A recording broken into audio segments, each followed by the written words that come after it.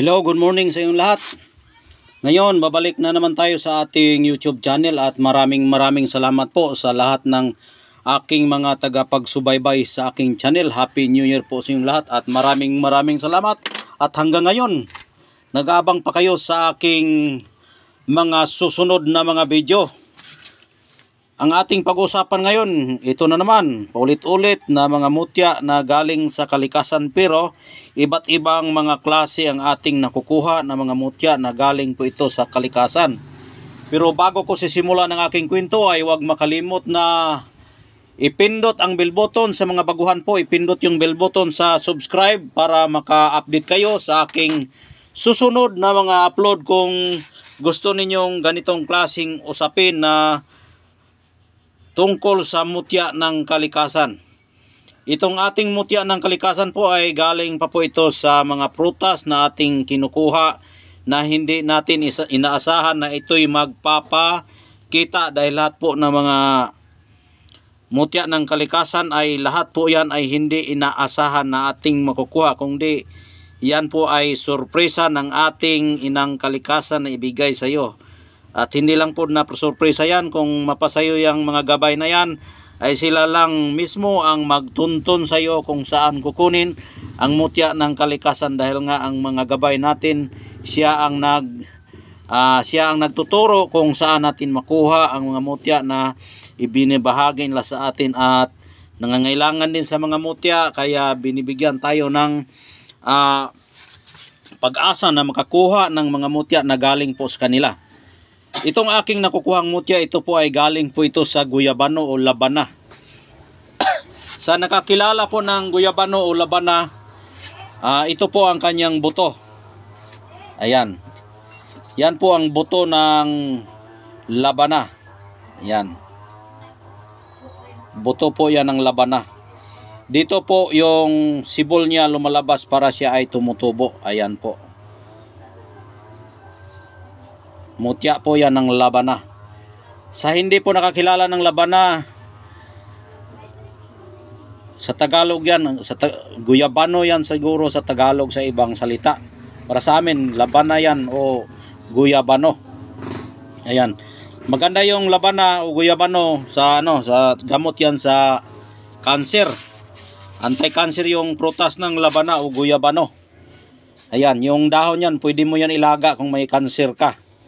Ito pa kaya yung mutya niya, yung buto niya ay nagiging bato na po. Kahit pukpukin natin yung kanyang buto, bato yan. Oh. Yan, bato po yan. Nakuha ko po ito sa mismong prutas ng guyabano. Yung prutas na guyabano, ipapakita ko sa inyo ha, para makita nyo rin kung saan ko siya nakukuha. Sandali lang, videohan ko ha, puntahan ko. Ayan po ang guyabano sa amin o labana. Ayan, yan po yung putot niya oh. Yan yung putot niya, yung bunga, mayroon pa nga bunga doon oh. Mataas siya, hindi ko pa nakuha. Yan, bunga niya yan. Yan, dito ko po sa punong yan nakukuha. Ayan. Yun oh, tingnan niyo oh, may napahak pa yung bunga oh. Oo, hinog na yan. Yung isa dito ko yan nakuha, dito oh, dyan.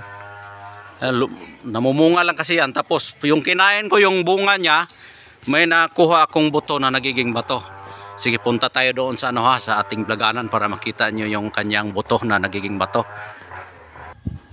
Ayan po ang kanyang buto. Nakita na nyo yung puno, doon ko siya nakukuha, at mayroon pa nga doong natira na isang bunga na kinakain ng mga ibon. Kinakain yun ng ibon. Kaya ito, nakuha ko ito kahapon. Kahapon ng Biyernes, ng hapon ko yun nakukuha, dahil nga pagkain ko ng labana, dahil yung labana kasi ay masarap kainin kapag dyan sa puno mismo na ating makukuha. Masarap, matamis na may pagkamaasim-asim.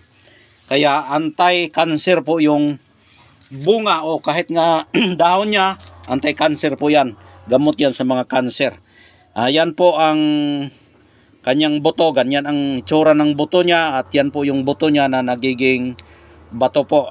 Dahil nga kinain namin, at yung liso o buto niya na naitapon sa sa semento, yan po ay tumutunog ganyan, hagis yan dahil nga kung hindi man ito pwedeng makain kapag kumakain ka ng laban dahil itapon yan sa bibig ganyan. Mas lalo pag dito sa bukid, pag lunok mo yan, itapon mo sa bibig mo yan, tapos tumama yan sa semento. Nagtataka ko bakit tumutunog yung kanyang buto. Kaya pag pulot ko, ayan po ang aking nakukuha, buto ng labanan na nagiging bato po. Yan. Maswerte tayo dahil nga binibigyan na naman tayo ng mutya na galing po sa kalikasan. Yung mutya kasi kapag hindi mo yan mapaamo yung kanyang mga gabay, swerte-swerte lang kapag makakita ka ng tuga, kung baga tuga yan sa'yo, ay ibigay talaga yan. Tapos panaginip yan na ibigay sa'yo yung mga mutya na ganyan. Kaya ito ang ating mutya na guyabano binigay sa atin. Kahit hindi ko na panaginipan ito, na binigay ko sa akin na aking nakain at na iluwal natin, ayan ay bigay na rin yan sa atin. Dahil nga ang mga gabay natin ay palagi yan sumasama sa atin. Kahit hindi pa yan magpaparamdam, kung biglaan mo yan makikita, mas lalo na pag dyan sa prutas, ang ibig sabihin yan ay tunay na tunay po ang mutya. Dahil nga ang mutya po ay galing po sa mga prutas, bunga, mga halamang kahoy, punong kahoy, kahit nga sa mga puno ng kahoy, kahit nga sa lupa, kung depende sa sitwasyon ng iyong pagkakita. Dahil nga kung makakita ka, mayroon po yang mga sinyales o mga sabi-sabi na pamamagitan ng ating isip, mayroong bumubulong na yan po ay mutya. Yan po ang ibig sabihin sa mga mutya ng kalikasan. Kaya nakakuha tayo ng mutya ng guyabano. Yan, buto po yan ng guyabano. Ayan, buto ng guyabano. Kaya bihira ka makakita ng buto ng guyabano. Kapag hindi mo yan ibigay, kapag hindi yan ibigay ng inang kalikasan, kahit ubusin mo pa yung isang dump truck na bunga ng guyabano, ay hindi yan ibibigay sa'yo. Yan po ay totoo. Yan po ang aking masasabi. Kung halimbawa, kung makakain ka nito, kung may sakit ka, mawala ang iyong mga sakit. Sa nagtatanong kung ano ang gamit nito, ito po ay pampaswerte sa negosyo at gamot rin sa cancer. At kahit nga ito'y prutas, ang researcher sa mga scientist ito ay anti-cancer. Kapag may cancer ka, bigla lang itong mawala kapag palagi kang kumakain ng guyabano. Ang paggamit nito, kung may sakit ka, ibabad mo lang ito sa tubig at lagyan ng maligamgam na mainit na tubig. Tapos dasalan mo, hilingin mo sa Panginoon na ikay mawawala inyong mga sakit. Yan ay 15 minutes bago mo ito madasalan, inumin mo na yung tubig na kanyang pinagbabaran. Ayan po ang paggamit. Kung ikaw ay negosyante, ibalot mo ito ng pulang tila at ilagay mo sa iyong paglalagyan ng pera. Yung pera at yung mga customer mo ay lumalakas yung iyong paninda kapag ito ay ginagamit mo sa paninda. Ilagay mo lang ito sa drawer, yung paglalagayan ng pera, at maninda ka, ang mga tao ay lumalapit sa iyo at bumibili. Yan po ang ibig sabihin sa mutya ng kalikasan. Kung halimbawa may kalaban ka, ito ay magproteksyon din sa iyo. May halo rin itong kabal sa iyong balat. Dahil nga ay nagiging bato na, ay kapag dala mo ito, ikaw rin ay magiging bato. Kaya may halong kabal at swerte itong mutya sa guyabano. Kaya hanggang dito na lang. Maraming salamat at Happy New Year po sa inyong lahat. God bless po sa inyong lahat. Bye bye. Ingat po kayo palagi.